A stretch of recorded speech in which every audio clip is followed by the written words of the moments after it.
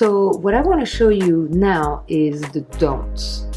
What you are not supposed to do when you start drawing eyes. Your brain is going to tell you this. An eye is shaped like an almond.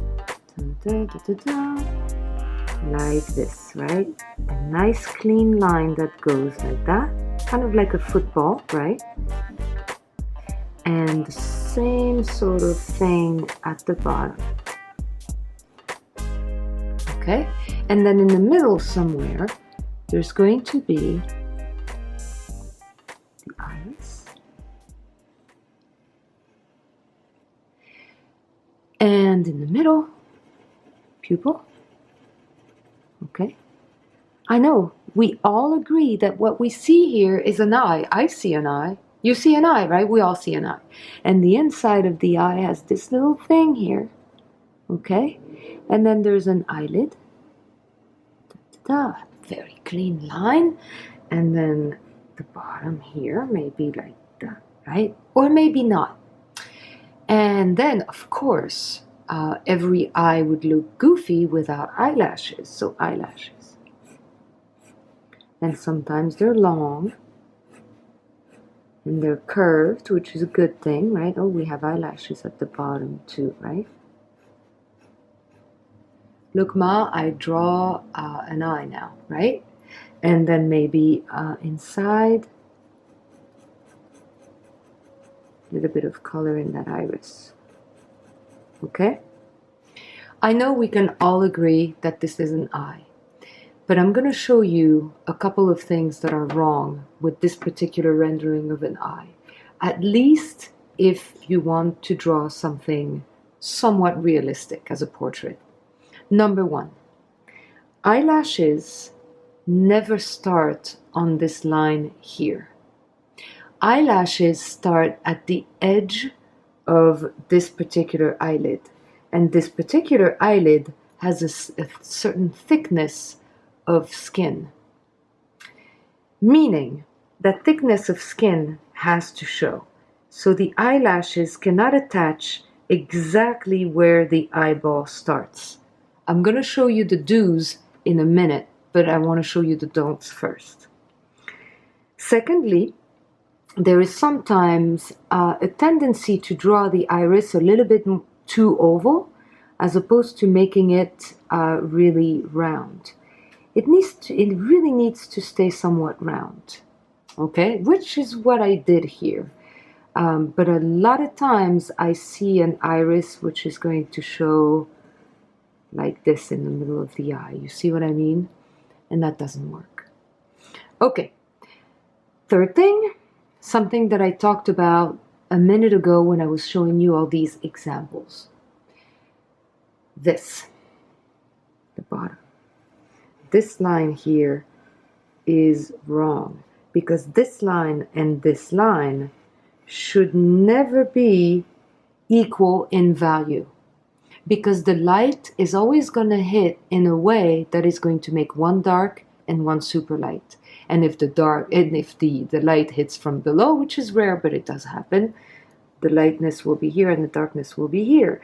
But as I said, 90% of the time, when you have a portrait to make, light hits from above, which means that this entire line here will be non-existent.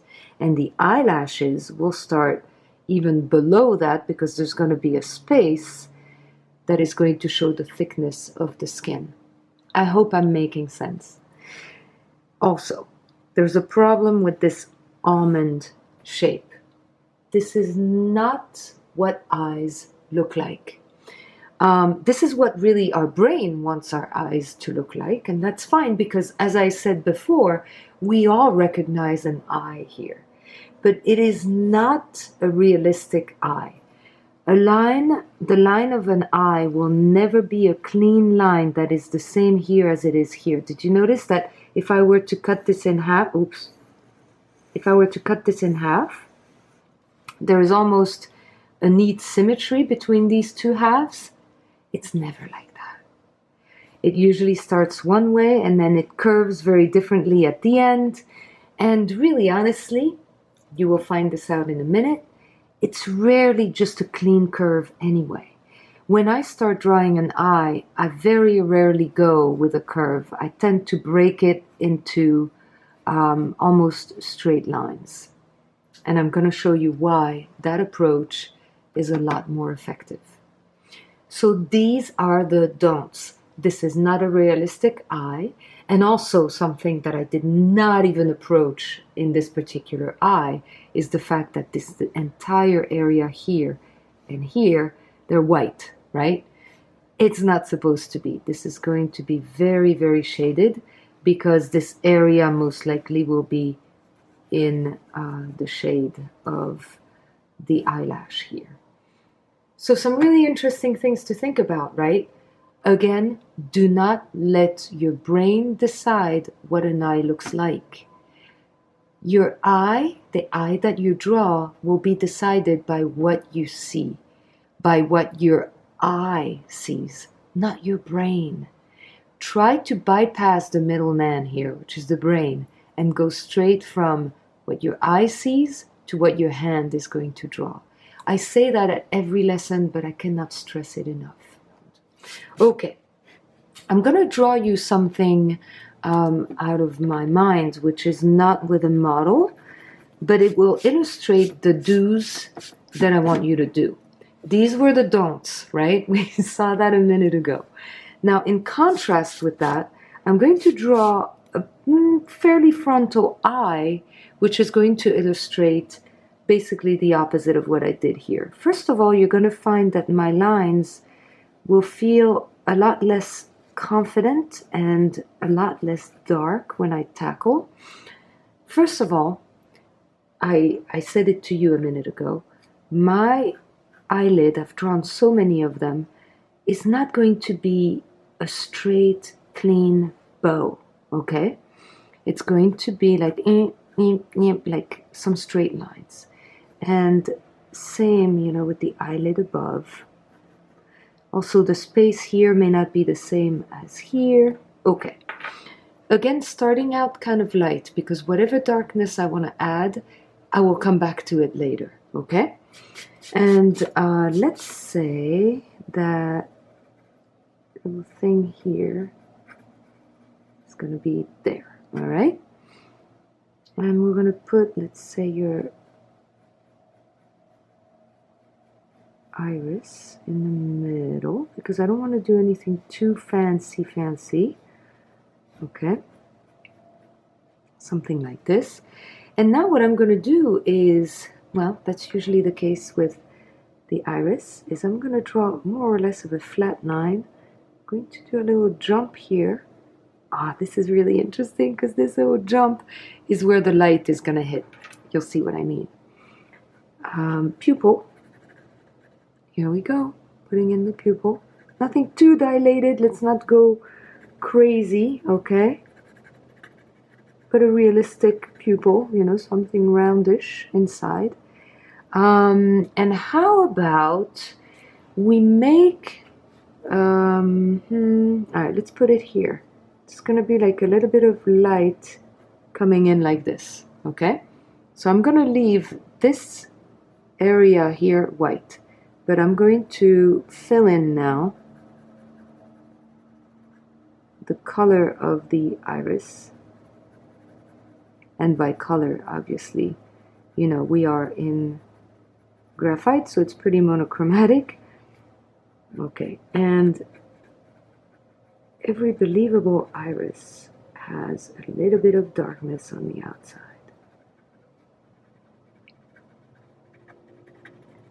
And here I'm kind of careful to blend it in. Okay. So right away we have a little bit more 3D-ness appearing. Okay. Nothing too crazy yet. Oh, I'm pressing quite hard to get this dark pupil to appear. Since this is HB, right? It's a number 2 pencil. In order to achieve this kind of darkness, you really have to put pressure on. If I had, let's say, a 4B pencil, a 2B, 6B, these kinds of very dark lines would appear with a simple touch on the paper, but I really like a little bit of effort. Okay. Okay. Again, I didn't do anything too dark up here yet. The eye is going to continue here. Let me see, maybe I can make this appear like that, right? And it's going to continue here. But remember one thing that I told you a minute ago.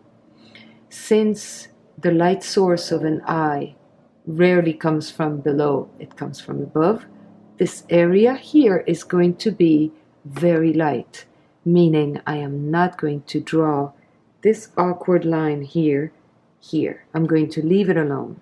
What I'm going to draw, however, is the line kind of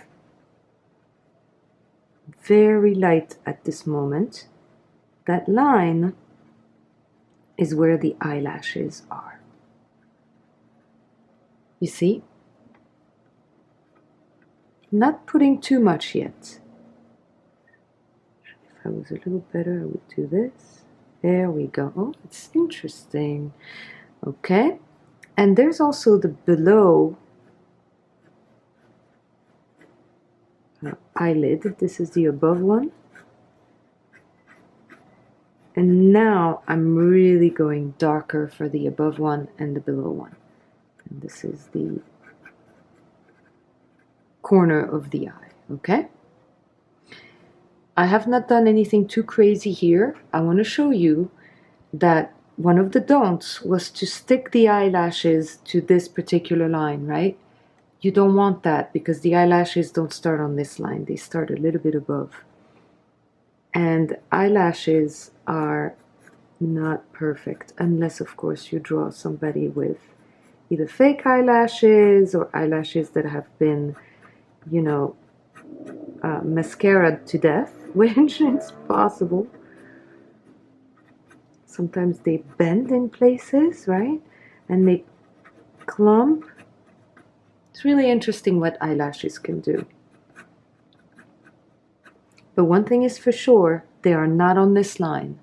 I'm going to zoom in a little bit so you can see what I'm doing. Okay, with a little bit of zoom, you can see that I'm illustrating what I was saying by putting in the eyelashes for sure, but these eyelashes are not touching this line. In fact, this line now is going to get kind of a bold treatment because I know for sure that this is going to be in darkness. Okay, remember that light usually hits from above, which is going to put a lot of these areas in darkness. I'm really pressing on my pencil now because I want to convey that. Remember I told you that the inside of the eye is rarely white. In fact, in my opinion, it's never the case. It's never white. Okay, take a look at what's going to happen now. The eye is an eyeball.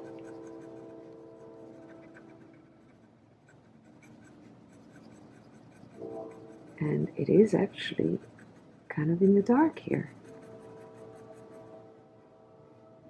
Sometimes there is very little distinction between what kind of darkness you have inside the iris and the kind of darkness that you have here in the white of the eye, right?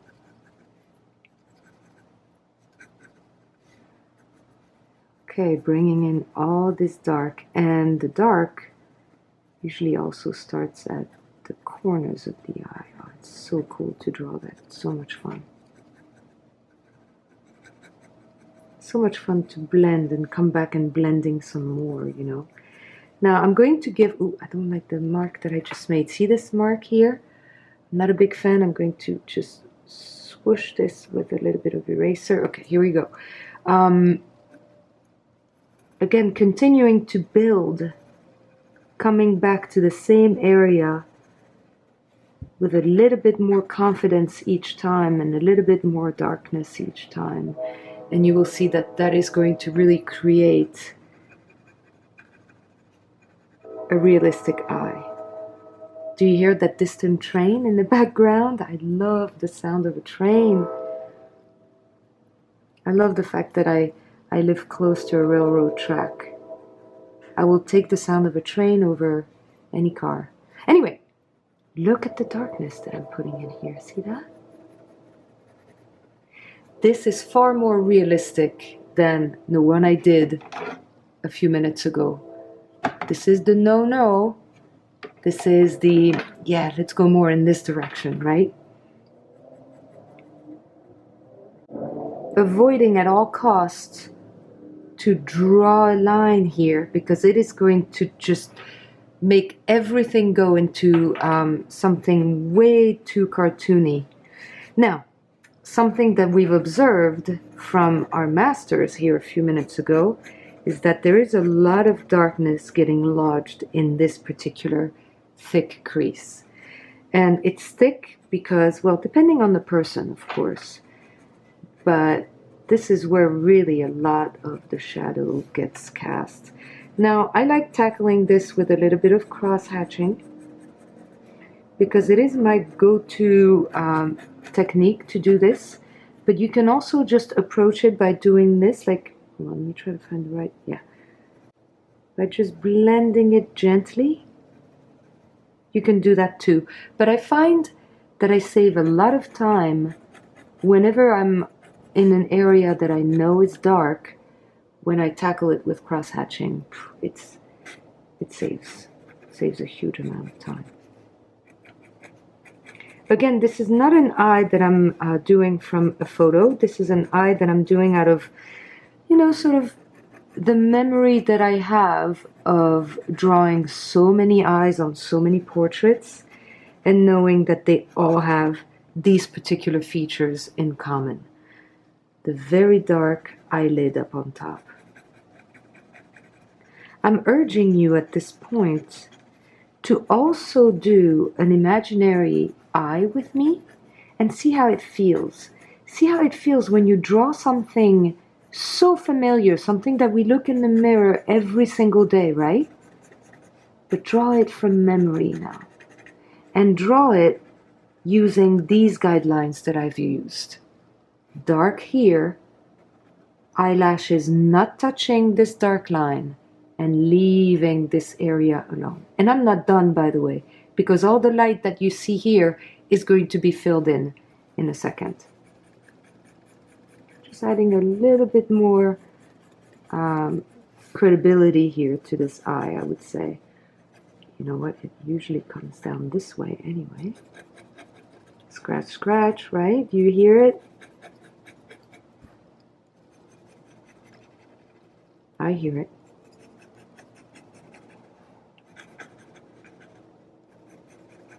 And now I'm really not afraid to make this area really dark. So remember that I was drawing some eyelashes here. Now I'm kind of forcing myself to make them darker. And I'll tell you why. Ooh, they look a little crazy right now. Let's put one here. A little crazy because a tad bit unrealistic. I'll tell you why. Because right now they have to compete with the darkness here. So what I'm going to do is do what I see a lot in eyes when I draw portraits, is also add darkness to this eyelid, but not too much all the way to the line here, because we want to keep this believable. Okay, leaving a little bit of light here. You can still see eyelashes, right? But now it's looking a little more realistic.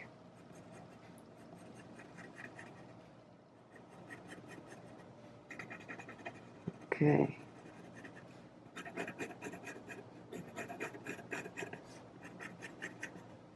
Okay. I'm all right with this, but the problem is we've got nothing going on here. So now we're going to tackle the darkness that we have in the bottom lid here.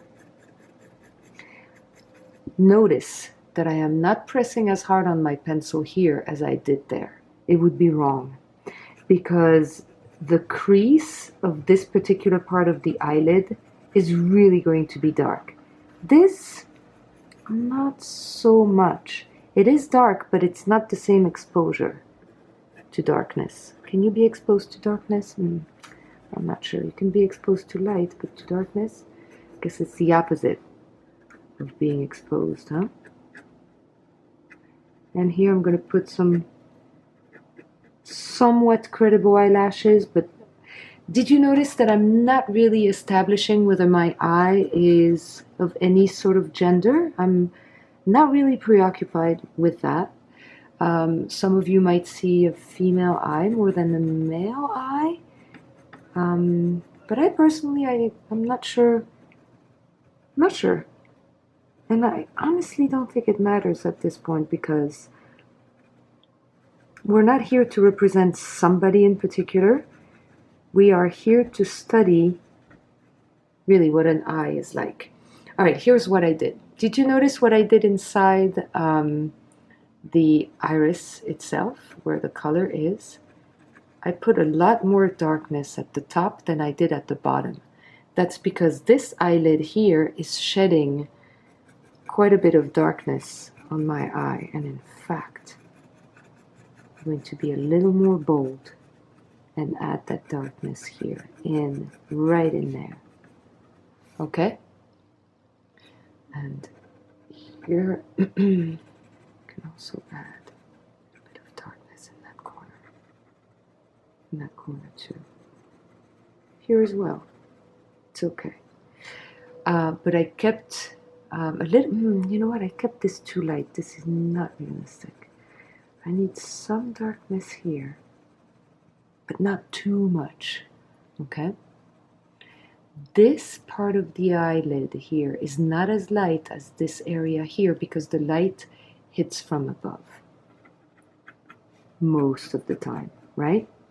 So this is, this is not the best representation of an eye, but what this is really showing you what to do when tackling most of the eyes out there.